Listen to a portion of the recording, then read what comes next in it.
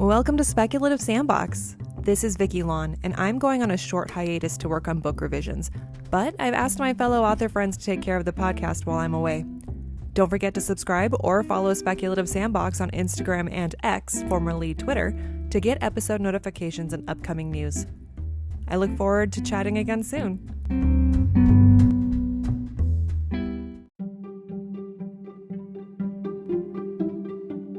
Hi, I'm John James Minster. I write and publish horror stories. Welcome to my author takeover of the Speculative Sandbox podcast.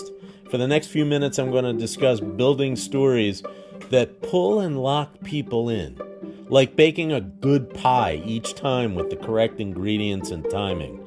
We'll begin by briefly recapping the 39 allegedly haunted paranormal hotspots I've visited thus far in the past 6 months, all to promote my latest book release, The Vengeful Dead. If you wish, watch these unsettling minute 30 reels on my website, johnjamesminster.com. Rule number 1, make the fiction seem authentic. I filmed these reels at allegedly haunted inns and places built in centuries past, in Pennsylvania and New York, an old courthouse, a long-closed mental asylum, and a current asylum housing 218 vicious criminally insane, the site of the great 19th century train wreck, a burnt-down murder house that is far worse than Amityville, a friend's historic Valley Forge home, which was once headquarters to General Cornwallis, and also the stone home of my 8th grade social studies teacher. These two alleged hauntings I experienced personally. The haunted Philly home of Edgar Allan Poe, a Potter's Field Revolutionary War square, an abandoned New York prison, the oldest continuously active U.S. military fort, an old covered bridge used for criminal hangings and suicides, haunted hotels and taverns, a burnt-down Catholic boys' school haunted by a murdered child, which is a case still unsolved, several Revolutionary War bloodied battlefields where enemy ruthlessness was especially inhuman. One thing all these locations have in common: using EVP recording equipment, thermometers, infrared movie cameras running all night in the darkness, and electromagnetic measurement devices. Something scientifically measurable yet unexplainable is happening in all of these paranormal places.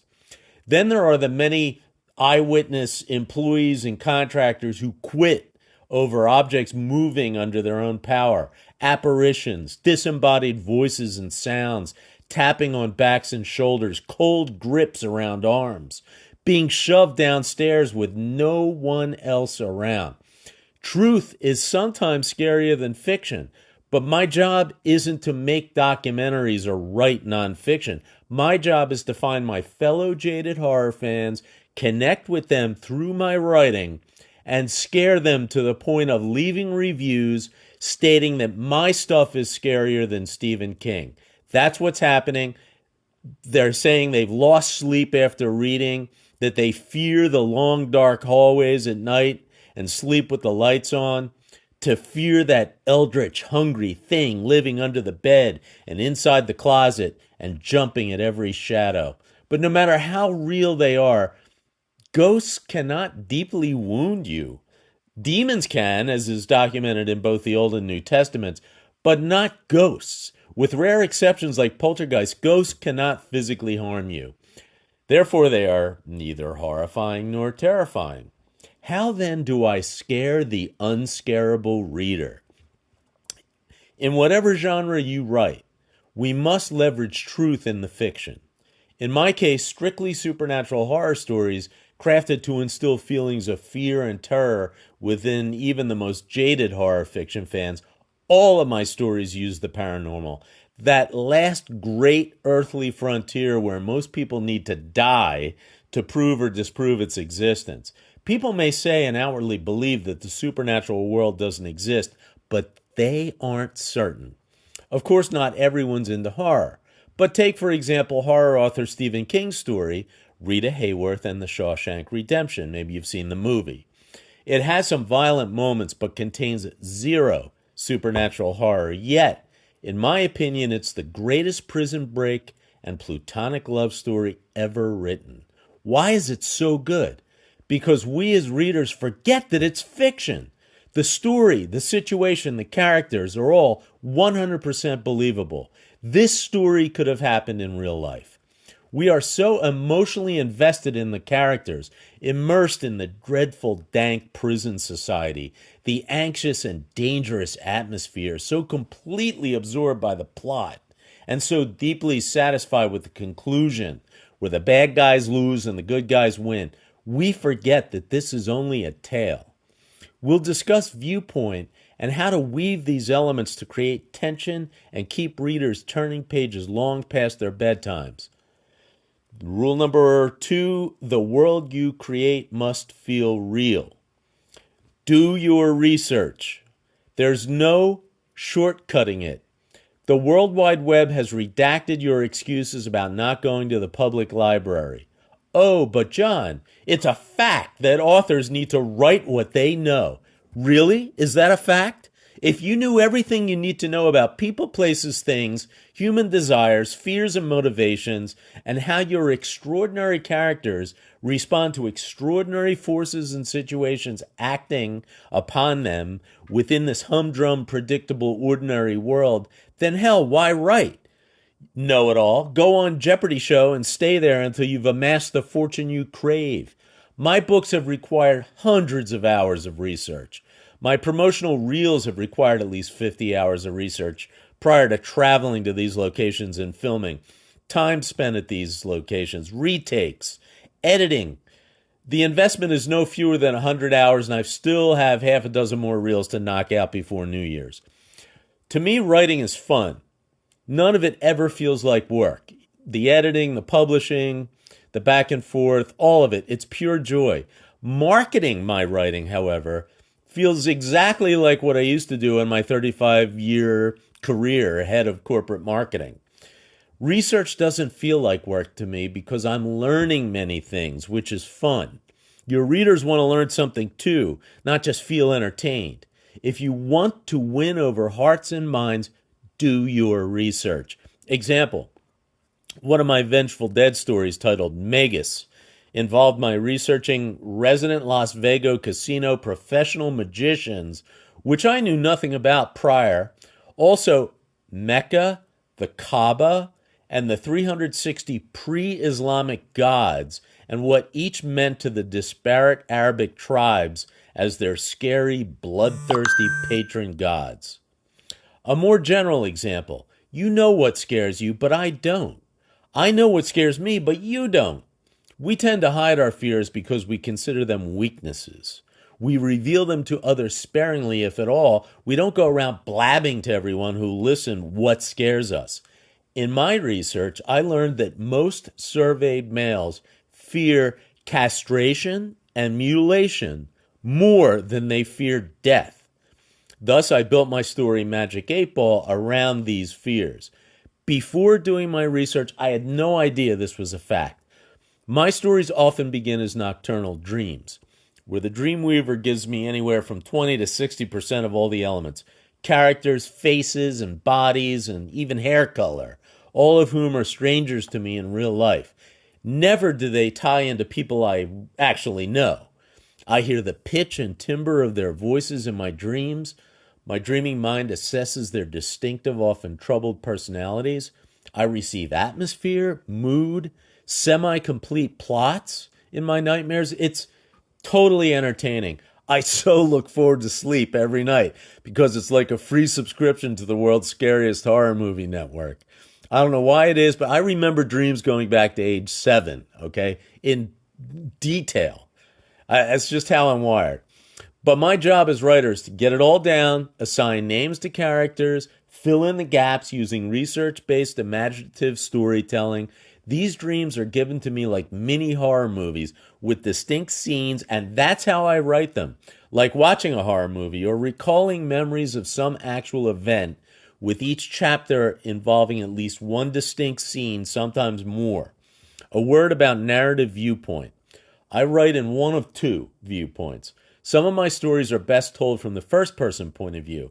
I use it when it's essential for readers to intimately get to know the lead character, which is one of the things that make the first-person narrative story so special.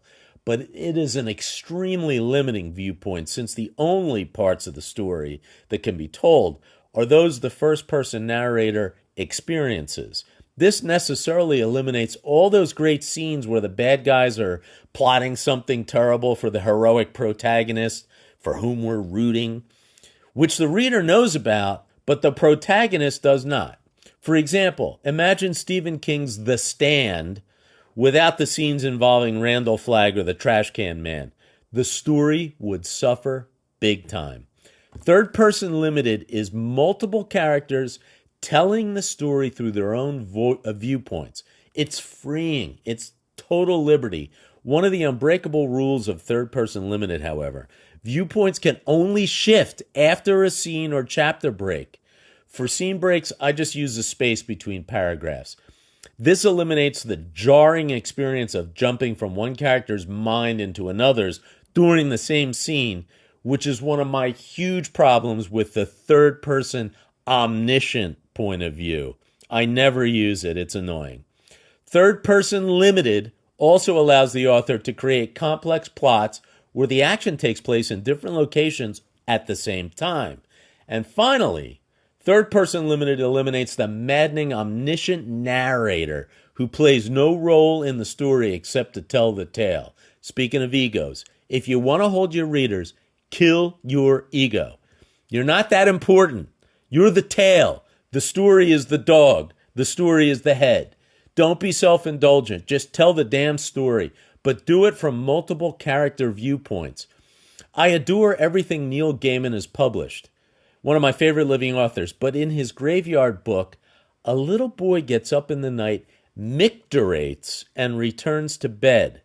So like that scene in Paul Newman's The Verdict, the greatest lawyer movie ever of all time, defense lawyers caution their client, the criminally negligent doctor, not to say she aspirated into her mask. Just say she vomited into her mask. Because 50-cent words can detract from the main point. To read Edgar Allan Poe today, you need to keep a dictionary at the ready. Today's readers might not want you as a writer to expand their vocabulary. So just keep that in mind as you write. We, the audience, are connecting dots individual characters cannot, as the story momentum moves us ever closer to guessing the plot. It's good to speed up the pace gradually, move it faster. Just don't be ostentatious, self-indulgent, drag the story out just to enjoy the beauty of your own words. If a word, sentence, paragraph, or chapter has no direct bearing on the plot, adds no meaning, or feels gratuitous, kill it. Kill your darlings, save the story. As readers, we don't know how it will end, but we can feel the tension building. With all these different character sub-stories happening at the same time, we can be certain something climactic and huge is going to happen to our characters. We turn pages because we need to know exactly what. We love some of these characters. Others we despise. Some we fear. And we fear the very real inhumanity embraced by some of these characters. Your characters must evoke some emotion in readers, be it sympathy, solidarity, repulsion, fear, etc. I've been given high compliments from reviewers who say I have a knack for writing truly dark, evil, horrifying antagonists. And no, I don't write evil characters from experience. Our third-person limited story is told through the actions and thoughts of each character who lives through it, allowing the reader to do the same. This, in my view, is one of the primary reasons why we read fiction. So why wouldn't an author use a point of view like third-person limited that does this so effectively? To me, it's a no-brainer. This is the way to build tension. Say it again. Extraordinary people in an ordinary world, reacting to extraordinary forces bearing down on them, each character looking at the same fact set from a different viewpoint and with differing motivations for what they do and why they do it, and different conclusions they so ardently desire. And pro tip, so as not to piss off editors. To indicate thoughts versus dialogue, I italicize those sentences. When characters speak, I use quotation marks. I like Garamond 11 or 12 font. Editors seem to like it. Times New Roman and Courier are fossils. Speaking of which, it might be helpful to think of your story as a dinosaur fossil, embedded in sandstone. Your job is to gently excavate the old bones of it, assemble these in the correct order, add flesh, organs, and skin, then paint a Jurassic background so real you can smell and taste it, along with seeing it in all its vivid color with plenty of movement, weird lighting. Movie producers have CGI and all sorts of technology tools to share their vision with you and earn their Academy Award. You, sucker, only have just words, that's it. So you need to make everyone count. Using deeply researched facts, dialogue between extraordinary characters that is not in any way strained or unnatural. Having the characters react to forces bearing down on them precisely as we would expect and want our heroes and villains to react, and throw in at least one super surprising plot twist and end with a strong conclusion. No cliffhangers. We readers hate them. Generally speaking, a story should place our protagonist in ever more deepening doo-doo until all hope seems lost. Like every Jean-Claude Van Damme, Sylvester Stallone, and Chuck Norris movie, where the bones of this common plot skeleton are as visible and predictable as the sunrise. Through brute strength, creativity, ingenuity, persistence, prayer, dedication, marksmanship skills, or some other effort combined with inconceivable bravery in the face of such overwhelming odds, our protagonist defeats the problem handily. That's how stories go. Speaking of story endings, think of classic songs by great bands which at the end of them fade out instead of concluding on a final note or percussion beat. Fade outs, we know, are a recording engineer's trick. It's fakery, trickery, dishonesty. In a real concert, the band would never end in a fade out because it isn't possible to do it live. Neither should a recorded song end in a fade out. It's lazy and we don't like it. Beginning, middle, end. Be certain that all reader questions get answered in the end. Leave no dangling participles, unanswered questions. The hero gets the girl or the money or freedom or saves lives, and the villains reap what they sowed. Or in the case of some of my horror stories, everybody dies, including the protagonist. Yay! Smile, cheer. Now, you droogs go and paint me an award-winning masterpiece, and please, when I read it, I want to feel something. Maybe you can make me think a little, but I'd rather you manage to tap my emotions. Don't be self-conscious either. Who cares if your friends and neighbors read your stuff and discuss you negatively along the Coconut Telegraph? Go for it. They aren't your audience. They never were, never will be, and thus their opinions matter not. Reach deep. Write that thriller that thrills, the romance that seduces, an action-adventure that quickens the pulse, a mystery that nobody who skips to the ending can accurately guess, or horror that could readily become a movie parents won't allow their children to watch. You'll be glad you did someday. Speculative Sandbox is a volunteer-run podcast that relies on the collaboration of fellow creators like you.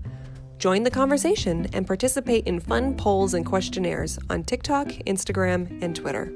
Interested in being in a future episode? Our DMs are open, or you can email speculativesandbox@gmail.com.